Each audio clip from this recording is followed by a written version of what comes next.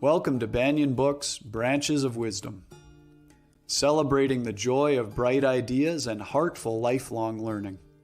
Branches of Wisdom is a series of intimate conversations with the world's most influential authors and visionaries. We explore spirituality and the human mind, ecology and culture. Most episodes are recorded with a live audience. You can join our live events and submit questions to your favorite guests. Check out our upcoming schedule at banyan.com. Since 1970, Banyan Books has been a rich oasis at the crossroads of wisdom and philosophy, offering resources for humanity's evolving paths. We're a locally owned, independent bookstore in the heart of Vancouver's Kitsilano neighborhood. Visit us in person or shop online at banyan.com. Please subscribe, follow, like, and leave your reviews for the podcast. And now, enjoy.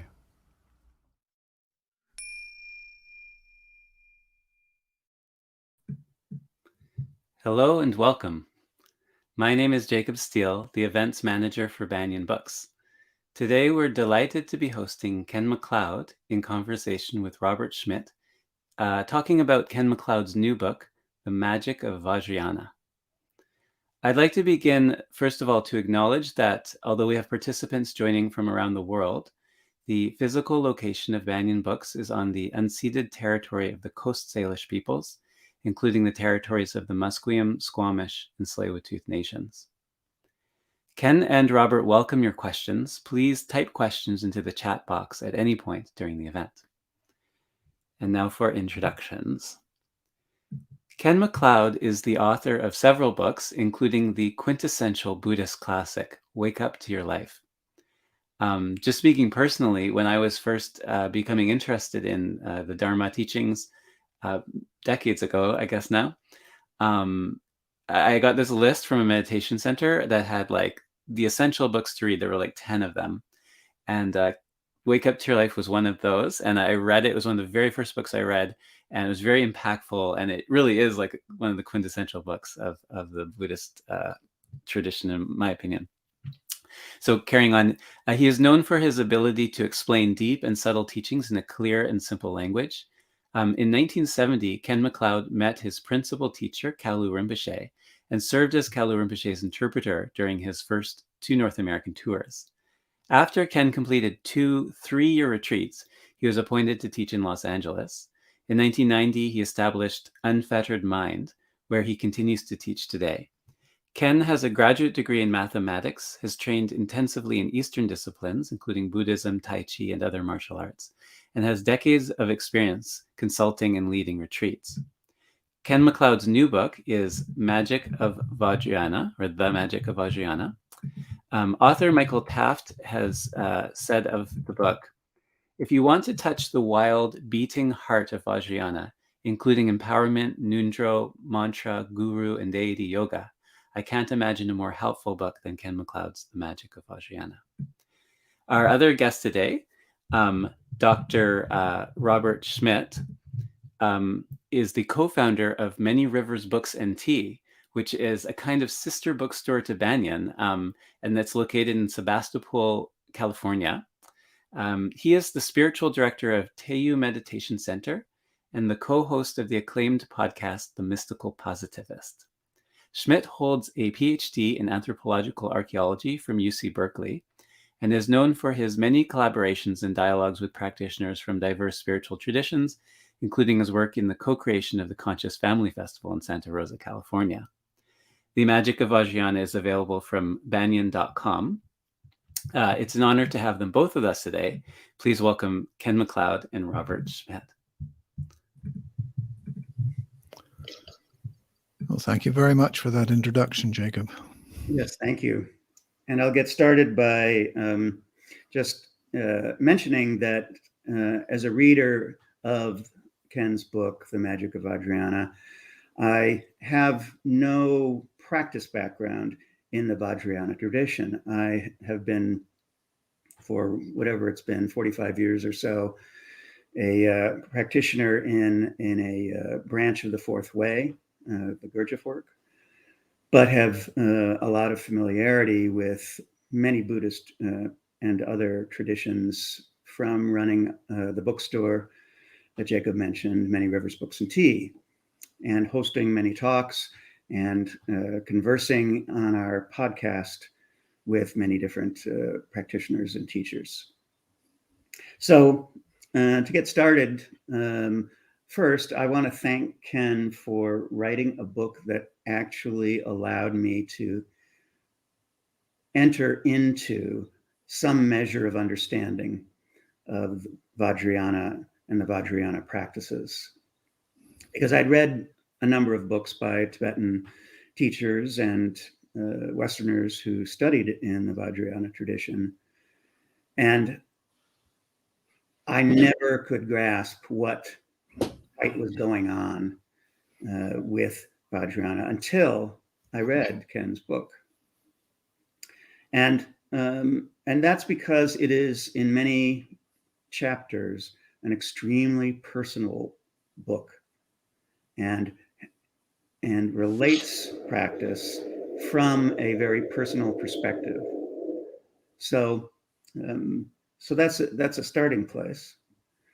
But for my first question for Ken in this conversation, I want to ask you about the title, The Magic of Vajrayana. And magic is a theme and topic that is revisited throughout the book. There are good reasons for that, and I'm wondering if you can speak to what some of those good reasons are, Ken.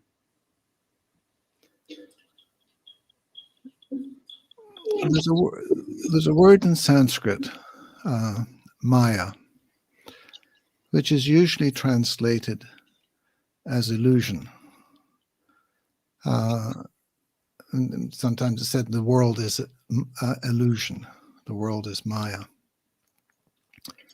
The Tibetan word is gyuma, and it means the kind of illusion or enchantment that is created by a sorcerer. A sorcerer is a gyuma ken, someone who casts or creates illusions. And the idea here is that we live in a world, and often is said the world is illusion, but we have to be very careful about how we understand this. We have thoughts, we have feelings, and we have sensations. And out of that raw data of experience, we construct a world, and then we take the world that we construct as the world that is real. And that is the illusion in which we live. And the purpose of Vajrayana practice, as is the purpose of all Buddhist practices really, is to break that illusion, to break that enchantment. And this is why the metaphor of magic is used. The other reason that I chose the word magic is that Vajrayana evolved out of the combination of Buddhist perspectives with the practices of sorcerers and traditions in ancient India. And these are the techniques of magic that have been used for probably thousands, certainly hundreds of years, by sorcerers and magicians in different cultures to change the way they experience the world, and in that way to bring about change in the world. So the theme of magic runs all through Vajrayana, and it's been downplayed tremendously in the West because magic is, in terms of our rational scientific society, very much out of fashion. But I think that we lose something in that. And in a sense, perhaps better to put it this way. As Jacob mentioned in his introduction, I have degrees in mathematics. I've worked as a business consultant. All of this is highly rational material. But I also had the very good fortune to be trained spiritually in the Tibetan tradition of Buddhism before it was fully impacted by its collision with modernity. And I was probably the last or the second last generation that had that opportunity. And I'm very, very grateful that I've had these two very, very different educations, because they're totally different ways of relating to the world. And in the world of Tibet, magic was something that was alive and present in every aspect of life. A lot of life was ritualized, and the purpose of that ritual was to enact magic. It's something that we have lost to a considerable extent in our own society. And yet we also have the very powerful methods of science and academic analysis of text to help us understand when things are written and how they are written and so forth. And the combination of these two, I think, I've been very fortunate to receive. And my writing comes out of a blending of those two. So I hope that's enough of an answer for you, Rob. It's enough of an answer, but I want more, of course, because you use and make the idea of magic come alive in the spiritual practice you proceed to describe in the book. And in fact, you relate some quite vivid personal experiences to illustrate that.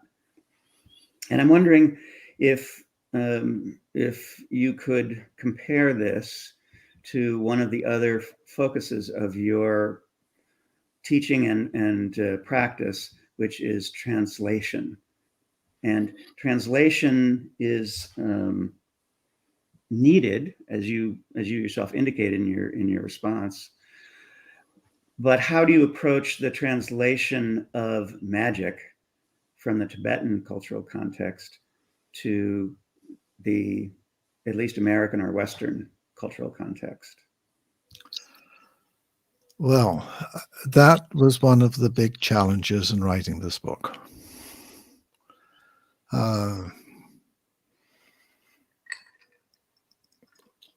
When I was working on the book, I often couldn't understand why I was having such difficulty putting it together. But when I stepped back and thought about it, it made sense.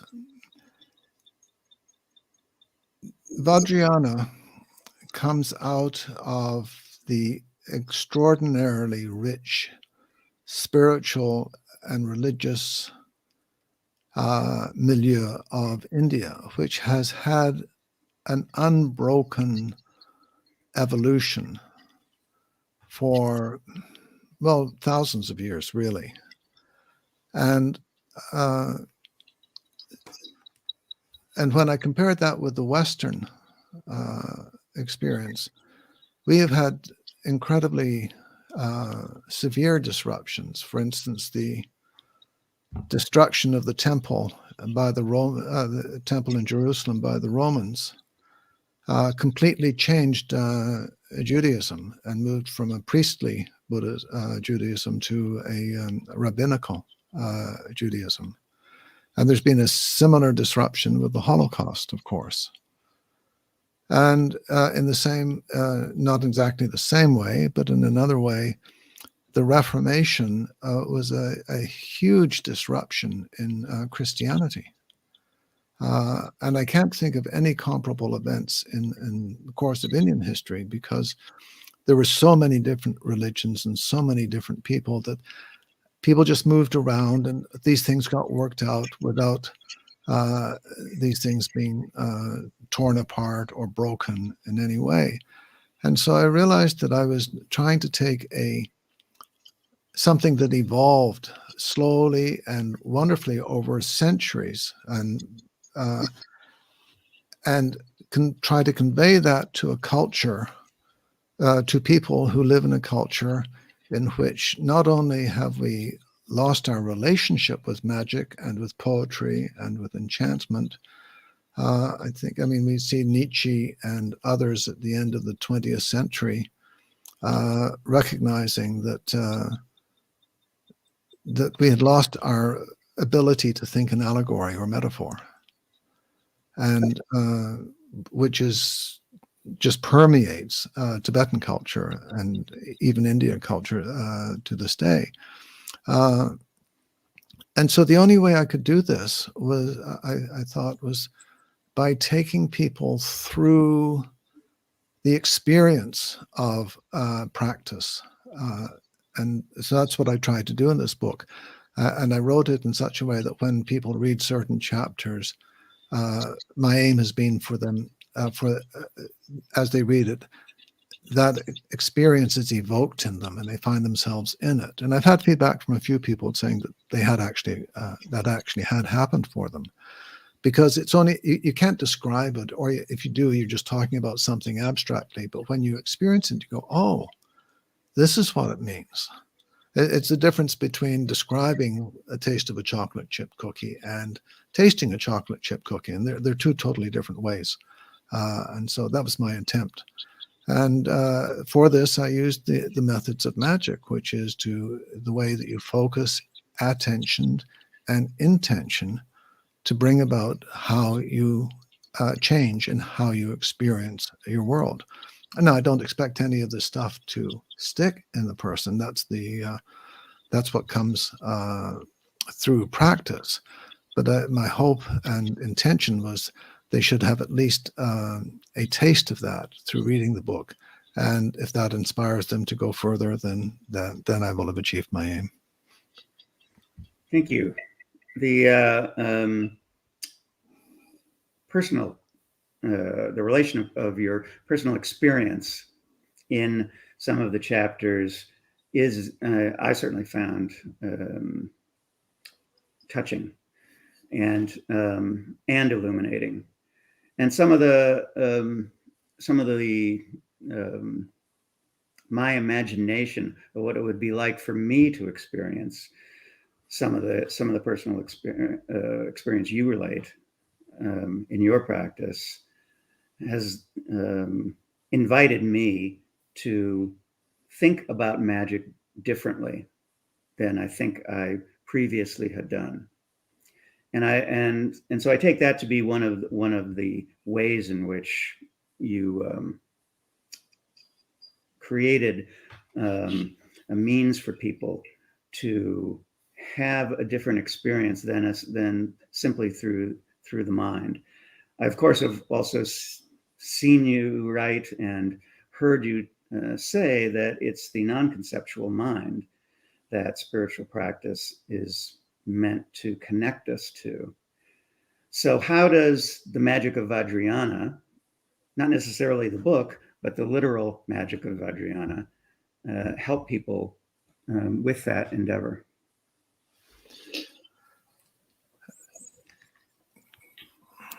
You're quite right that the aim of Vajrayana practice is to open up the possibility of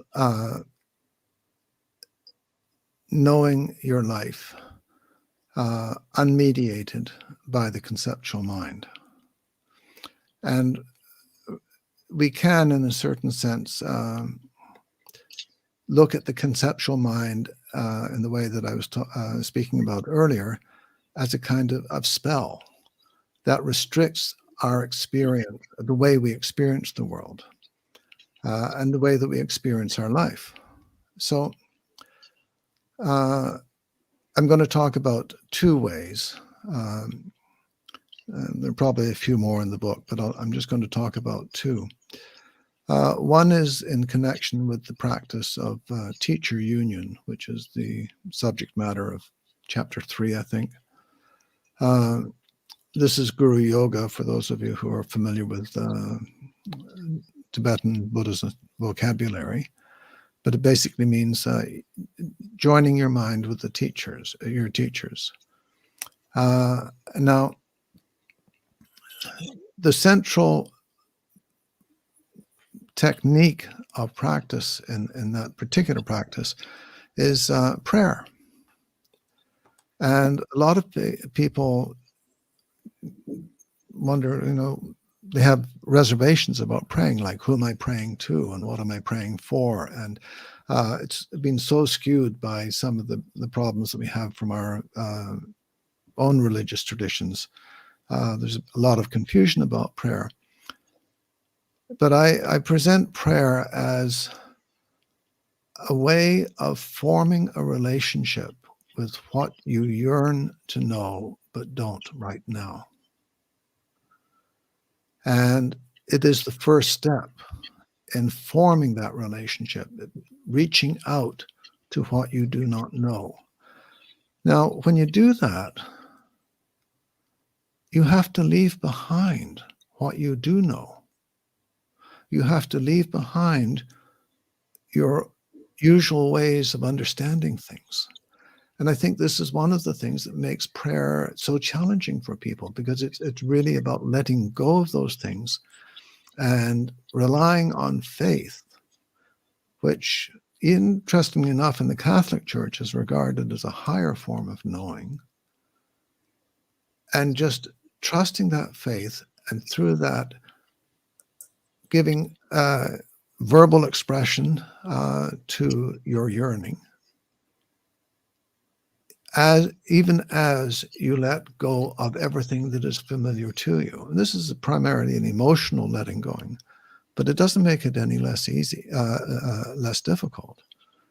And you're stepping out of yourself into the unknown. And that actually is how the magic works. Because by stepping out of yourself into the unknown, you're doing exactly the kind of thing that you do in the direct awareness practices, where you let the conceptual mind drop away and you practice relating to everything that arises, senses, thoughts, feelings, without doing anything with them, without entailing them, without pushing them away, without believing them. This is not particularly easy, but when you do that, you discover that there's a whole nother possibility in relating to your experience, which doesn't depend on the conceptual mind, which I think, honestly, is at the heart of all spiritual practice, all mystical practice. The second method involves deity. And I spend two or three chapters talking about the practice of White Tara, which is a female deity, expression of awakened compassion. And the right way to describe this took me a long time. What I eventually came up with, and I think this is a helpful way to describe it, is that by allowing yourself to become White Tara, I don't want to say visualize, I don't want to say imagine, because that always introduces the thinking mind, the conceptual mind again. But just to allow yourself to be White Tara, again, there's a letting go of self in that. It's not a complete letting go of yourself, because you're still have this identity as White Tara. But the effect of doing this and going through the rituals that comprise the meditation practice is that you divest your investment, the habituated investment we have in all the aspects of life, and in growing up and forming an identity and becoming skilled at something and the way we relate to the world. We're very personally invested in that. And the purpose of deity practice is to undo that personal investment. I mean, undo that personal investment by moving into the way White Tara might experience the world, which is very, very different. And those two things rub against each other and open up possibilities. Is that helpful? It's very helpful. And there's the last thing you said, when two things rub up against each other, there's friction. Yes. And my own teacher was a huge fan of deliberately cultivating friction. But to go back to the Magic of Vajrayana book, and this is related to the methodologies I think that you were just describing, you have this long description of, I think it was a 3-week retreat, if I'm not mistaken, where the the instruction was to do nothing. And I got to tell you, that's one of my favorite parts of the book. One of many, but that one really grabbed me in a personal place, because it's not something that I had conceived of. As you write about your experience in such a way that it was like peeling an onion, it seemed to me, the onion of self, because self is always doing something, pretty much. That's right. And that was still another way to address, I think, the same thing that you were describing with the Vajrayana practice. Could you say a little bit more about that particular approach? Well, that was a Dzogchen retreat. Dzogchen is one tradition of direct awareness in the Tibetan tradition. Basically means great completion. And you do nothing. Well, as I described in the book, you very quickly, when you sit and do nothing, and you don't go to sleep, because going to sleep is doing something, and you don't daydream, because daydreaming is doing something, and so forth and so forth, you soon discover that actually doing nothing is not so easy. And letting thoughts come and go, letting sensations come and go, and not doing anything with them is not easy at all, because sensations trigger memories, and the memories trigger feelings, and the feelings trigger stories, and pretty soon you're off on trying to figure out what you should have done in that circumstance 5 years ago. And you're doing something. This actually is regarded as an advanced practice in the Tibetan tradition, and where there's usually a lot of preparation. You work through a lot of relationships with emotional material and sensory material and your conceptual mind before you even try doing nothing, because otherwise you just fall into confusion. And that's certainly been my experience. The majority of people who say that they are doing this practice, I find they're thinking their way through it rather than actually doing nothing. I'm sure some of them are genuinely able to do it, but an awful lot are doing something and not aware that they're doing something, which is a problem. And during this retreat, it was just like, oh, there I am doing something again. Oh, doing something again. And so what do you do when you recognize that you're doing something? Well, there's nothing to do except come back and do nothing.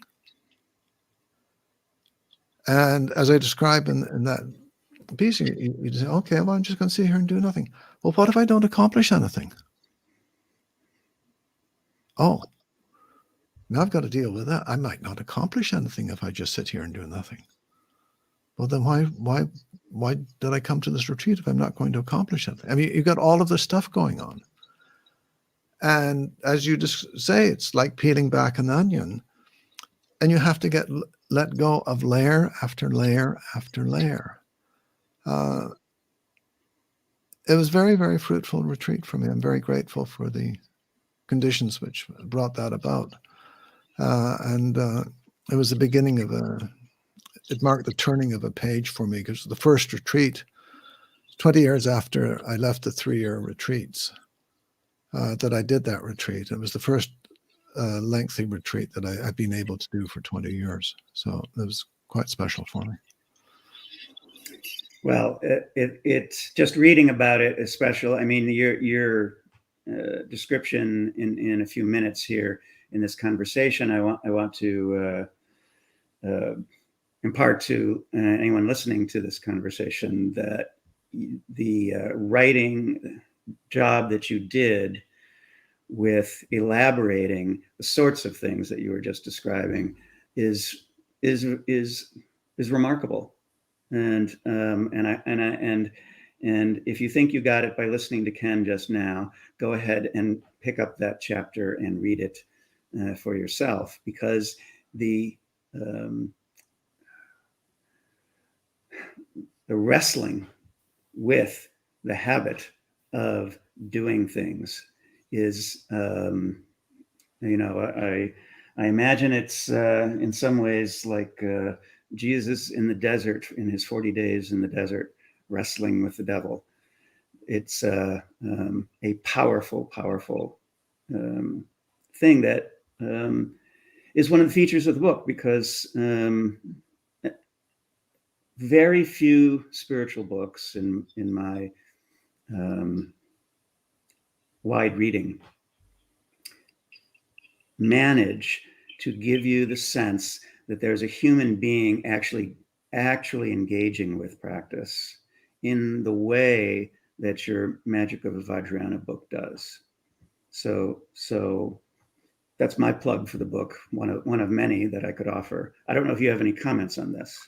Well, I'm very glad to hear that, because a lot of people have the idea that you embark on spiritual practice and this unfolding into awakening or enlightenment or whatever. And it may be like that for some people. It wasn't for me. And I found myself, if I wasn't peeling back the onion myself, then the practice was peeling back the onion, which is actually a little more difficult. And if it wasn't the practice that was peeling back the onion, then it was circumstances of my life which was peeling back the onion, which is considerably more difficult. And the idea that spiritual practice is, it can be very, very difficult. And certainly, I mean, Christian mystics that I've read, along with mystics and practitioners in other traditions, it's often not talked about. But I think in today's world, I think it's helpful so that people know what they're getting into and don't feel something is going wrong when things become so difficult you can't imagine how you're going to get through them, because that's part of the purpose. You have to let go of who you feel you are right now in order to become something else. Thank you. So at a talk I heard you give about Magic of Vajrayana, where I was fulfilling this role as well, I think you said something to the effect that the Magic of Vajrayana book is part of a completes work that you long intended to do, to create a broad context of understanding of practice. Can you speak about that, the role of the book and its completion of that context in your own teaching and work? I'd be happy to. I'd like to read if I can find it, and I didn't bookmark it. Well, I'll have to do it by memory.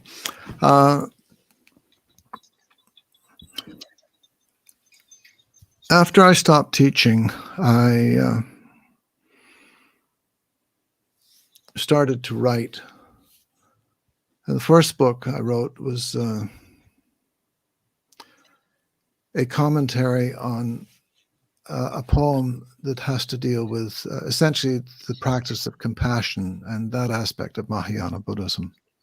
It's written by a monk, an abbot called Tome Zongpo in the 14th century in Tibet, called The 37 Practices of the Bodhisattva. And my translation and commentary has the title Reflections on Silver River. Silver River is a name for Tome Zongpo.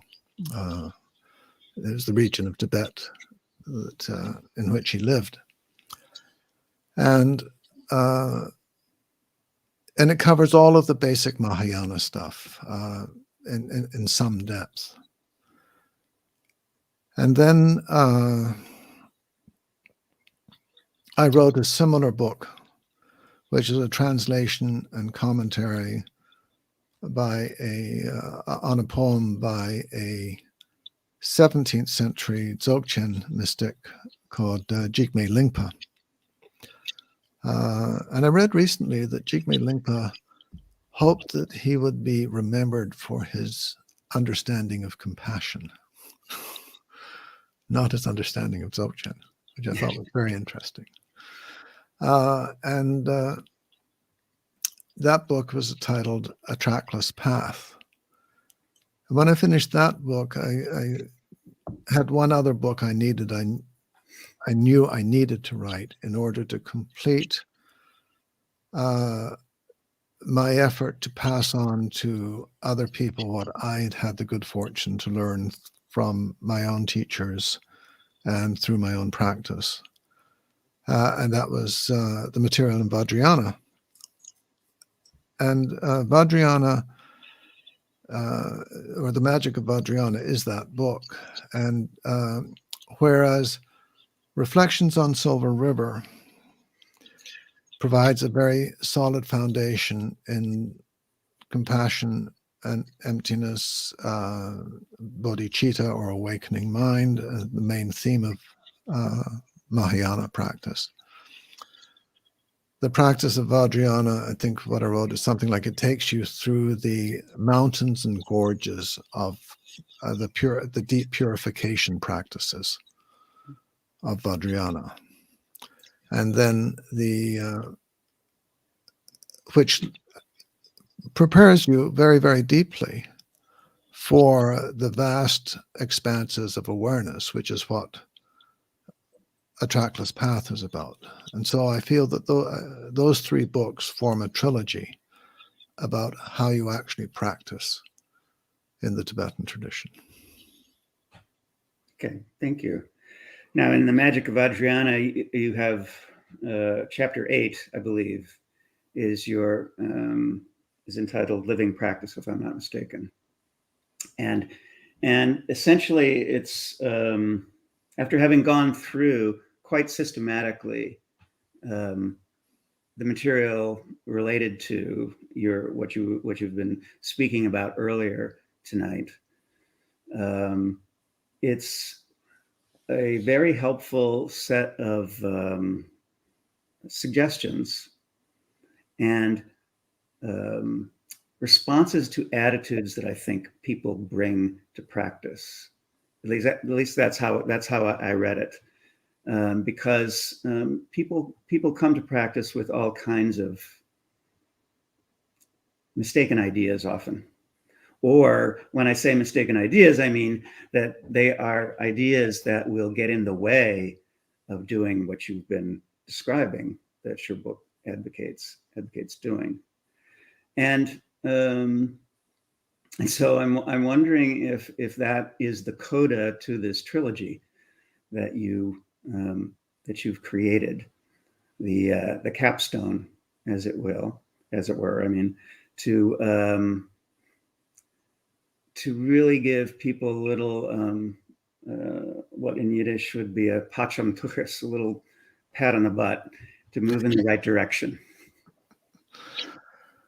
Sorry for the Yiddish there. That's okay. I hadn't heard that Yiddish expression before, though, so I appreciate you translating it.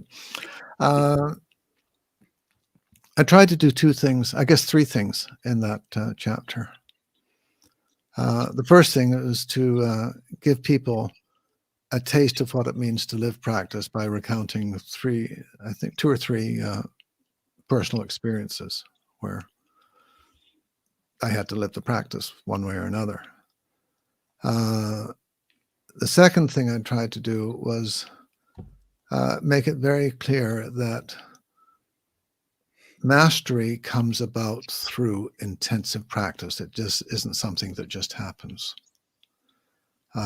We see a master woodworker or a master violinist, and the amount of practice that these people have put in is just extraordinary. And so they can do things that looks like magic, but it's really at least partially the result of all of this intensive practice. And in the same way that a sword master just moves effortlessly and fluidly with extraordinary dexterity, we have to have a relationship with impermanence, compassion, taking and sending, one method, direct awareness, I mean, many, many different techniques. We have to have that same level of dexterity and immediateness. It has to be in our bodies. And so I wanted to convey that. And I took people through a sequence of practices very much related to Vajrayana, where you, from my point of view, you need to develop that level of mastery. And then in the third section of the book, I turn around and show how in the practice of direct awareness, of being present in one's life without mediation by the conceptual mind, those same practices are actually being lived all the time. And because so many people say, "Oh, death and impermanence, that's a foundational practice. You know, I'm past that." No, you're not. You aren't past that until you die. And you may not even be past it then.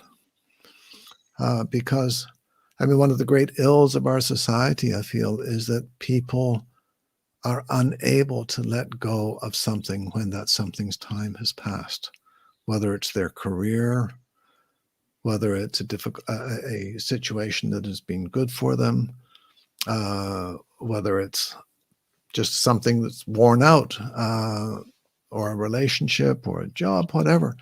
And life becomes much less of a struggle when you've trained yourself that everything changes. Nothing stays the same. Oh, circumstances are changing. One of my clients at a company went through several takeovers, and he actually took this to heart. He said, "Oh, this isn't the same company anymore. It's a different company. So I have to relate to it as a different company." I found that tremendously freeing, because as long as he held on to ideas that it was the same company, he was in a difficult position. And it's the same with compassion and all of these things. Every one of these is itself a path to freedom, and developing a relationship with them so that they infuse the way we relate to life moment by moment makes a huge difference. Thank you. What you just said suggests that the way we manifest compassion has to be constant, has to be malleable and changeable in order to meet the needs of compassion. Am I misreading you or mishearing you there? No, you're not. But I'm going to go a step further. You train yourself so that compassion becomes so much part of you that you never think about manifesting compassion. Got it. It just happens. Yeah. Thank you. Well, there are more encomiums I could offer for the book, like not the very first chapter where you lay out what you're going to do, but the immediately following chapters, which create an experience of doing the practice that you then elaborate later in the book as something utterly novel in my experience of reading books about spiritual practice. But I think it's time I invite Jacob to bring in questions from the wider audience who are listening. So with that encomium, I hand it over to Jacob here. Hi, thank you for this great conversation. Well, here's one from Lisa.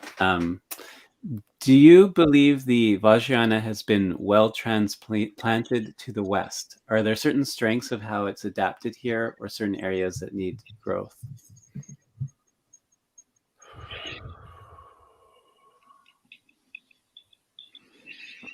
I don't know.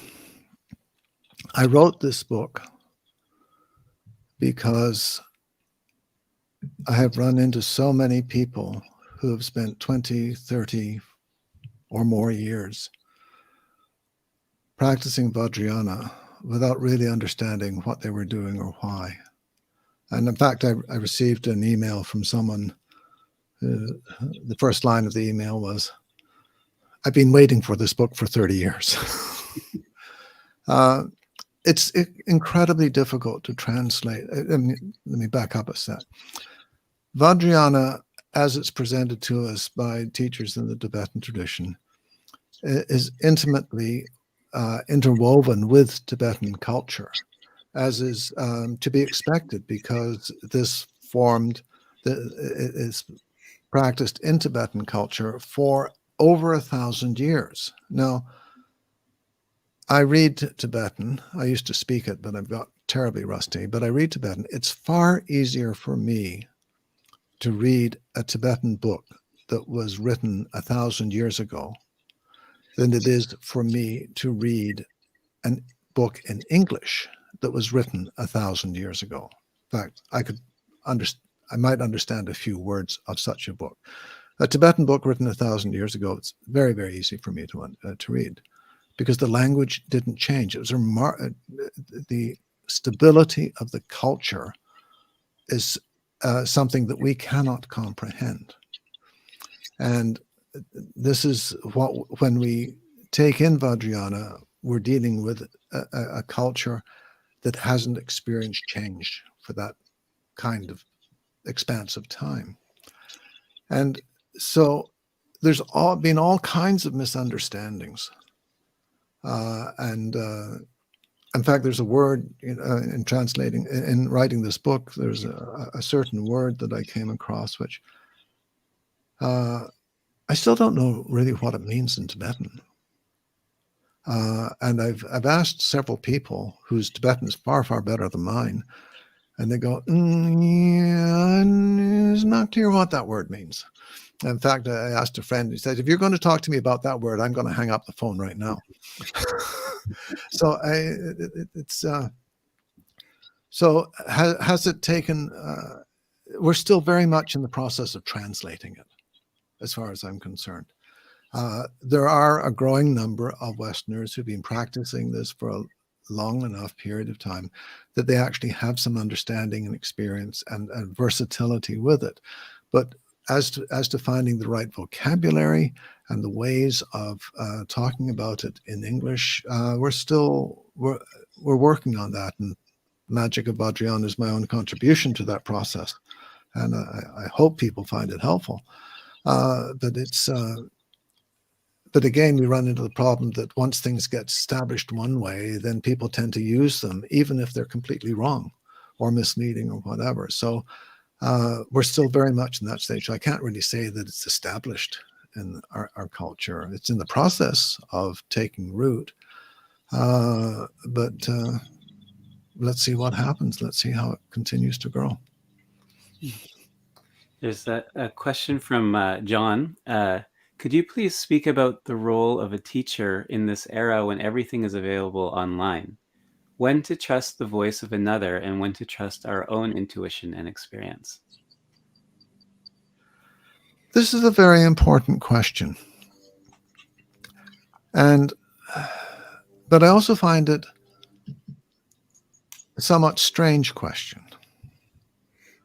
because we have lots and lots of experiences with teachers. I mean, we go to public school, we go to high school, we go to college, even after college, we study with people.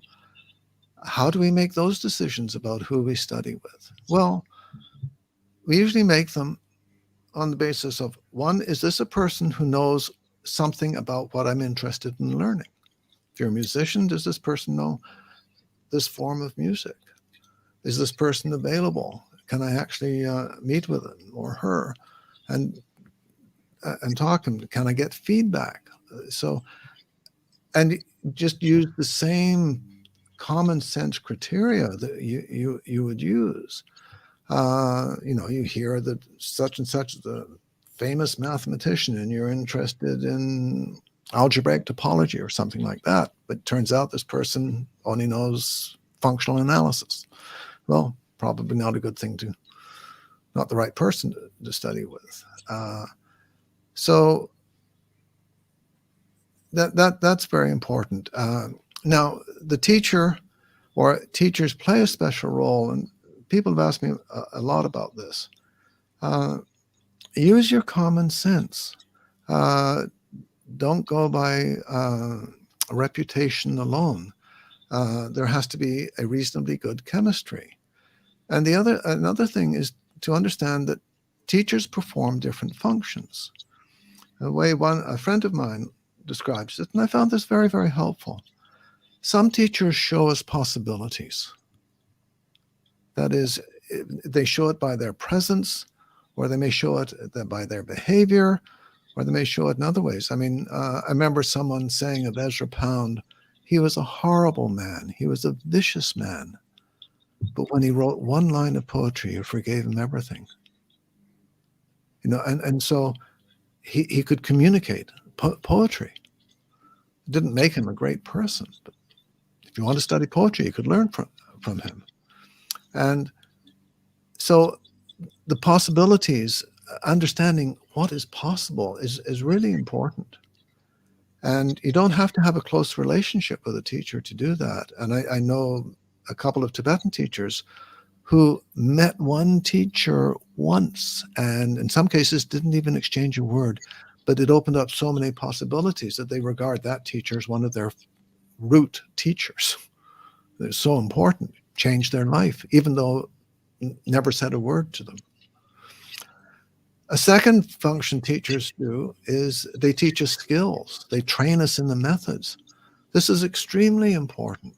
That's meditation in many respects is like learning a musical instrument. Some people with great talent can sit down and play a musical instrument, but they're the ones, you know, if they really want to learn, they're still going to study with a teacher to learn.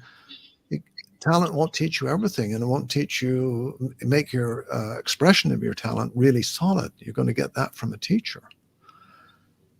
And then the third function that teachers perform is that they point out where you're getting in your own way. And they give you feedback and say, you know, as long as you keep doing X, you're never going to get anywhere. You got to change your relationship with X. And often that's very difficult. And learning how to recognize when you're getting in your own way, when your own material is coming up and creating problems for you, this is incredibly important. And that was very important for me. And I think both through certain teachers of mine and through my own experience, I learned how to recognize when I was getting in my own way. And that's been extremely valuable. But you don't necessarily have all three functions in one person. You may have them in various people. And people have been asking me, well, you talk about prayer to your teacher. Oh, well, which of my teachers do I take? Well, you take all of them. You might take the one you feel a very strong emotional connection with, one who really speaks to you. But when you're praying to your teacher, you're praying to all the teachers you've ever had and all the teachers you ever will have. And it's not, you know, the whole point here isn't to make yourself feel special because you have a relationship with a certain teacher. That's totally beside the point. So I hope that helps a little bit. Yes. Actually, Lisa had a question. I read it back before. It was about the dangers of the teacher dynamic or things, you know, we hear about scandals and things. Yeah, I'm going to give you an example. I had a student who really wanted to study with a certain Zen teacher. And I knew there were problems with the Zen teacher, but she really wanted. And she came back from doing a sesshin and complained that she felt that he was beginning to come on to her. Now, this woman did not have a strong psychology. She had certain problems. And I said, well, I probably shouldn't go back and study with this guy then. And she said, no, but I really like his sermons. I want to go again. It's the only time I can do this. So she wanted to do another session. I went, okay. So I said to her, when you go in for individual interviews, Dokusan in Zen tradition, you go in, you do your bows, you sit down. If anything happens which seems that he's coming on to you, you look at him straight in the eyes and say, what does this have to do with the practice of Zen?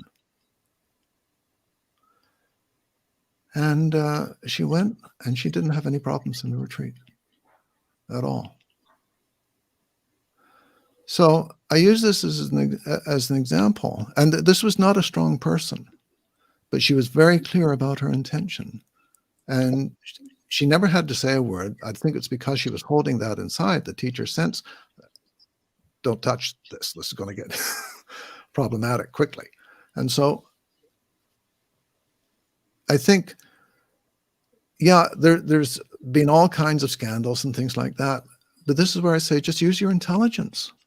Take responsibility for the situations you put yourself in. And if it sounds fishy to you, it probably is.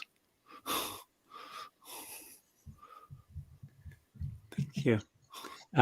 There's a question from Dan about the are the Vajrayana deities real entities, like beings out there, or are they more aspects of our imagination? Or I guess I would add, as you were describing, are they just tools for perhaps like releasing your own identities?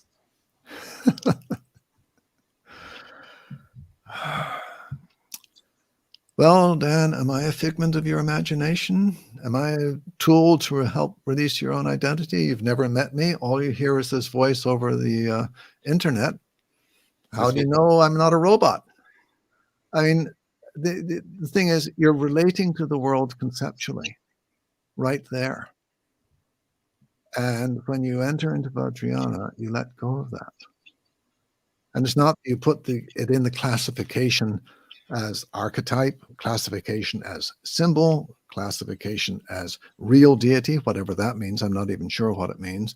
But that classification is the employment of the conceptual mind to try to order our experience. Well, good luck.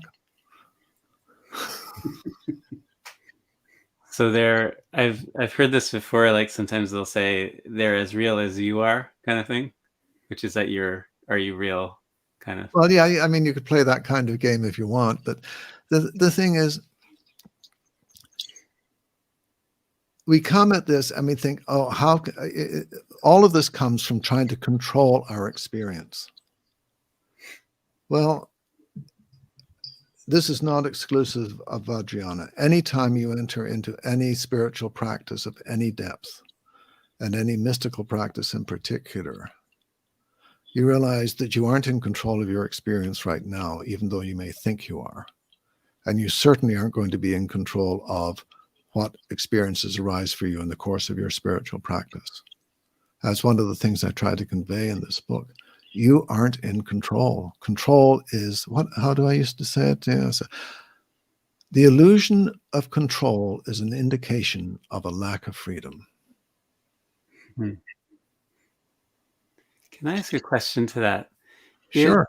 Is through extensive practice, does it become easier? I guess you were kind of saying this, but does it hurt less to let go of things?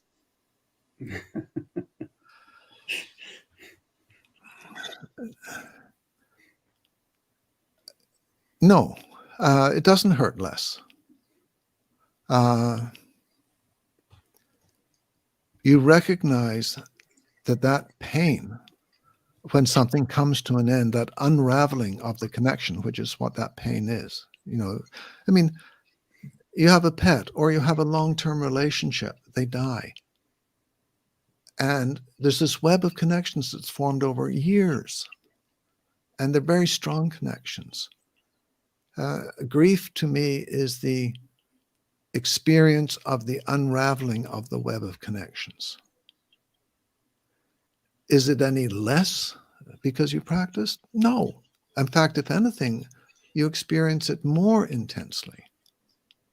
But you don't regard it as an enemy or that there's something wrong, so you don't struggle with it. Does that make it easier? I don't know whether it makes it easier or not. It makes it different. But certainly, one of the things that I'm grateful for my spiritual practice is because it has taken away some of the things that have prevented me from feeling things. And so, if I'm angry, sometimes I'm really, really angry. And if I'm hurt, really, really hurt. But I don't have to act on them to the same extent. And that makes a huge difference. One Zen teacher asked, "What difference has your Zen practice made?" He said, "I used to be a tiger. Now I'm a kitten."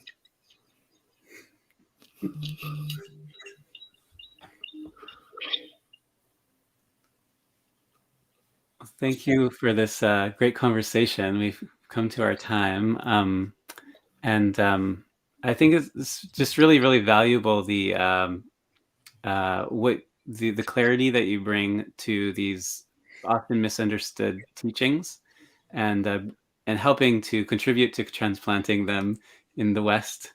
A note I want to say to everybody that the Magic of Vajrayana, and I'll bring this back up on the screen. There it is. The Magic of Vajrayana is available from Banyan.com. And it's probably available from Many Rivers Books and Tea as well. True. Also, you can find Ken McLeod's work at unfetteredmind.com, and of course, .org actually. Oh, yeah, thank you. The .com will go there, but the actual site, the real deal. Okay, .org, and Robert's bookstore, of course, in Sebastopol is Many Rivers Books and Teas. So thank you, everyone, for joining us tonight. And Ken McLeod and Robert Schmidt, thank you both. Well, thank you very much, Jacob. I also want to thank Rob for taking time to have this conversation with me. So it's been fun. I enjoyed it. I enjoy these conversations. So thank you for inviting me. Thank you. And Jacob, thank you for facilitating. A pleasure. Okay. All right. Good night. Good night.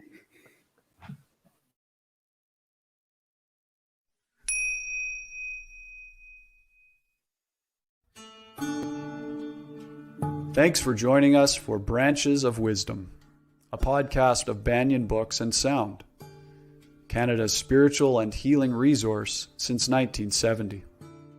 Our podcast producer is Jacob Steele. Watch all our conversations on YouTube by searching for Banyan Books, or listen on your favorite podcast platform.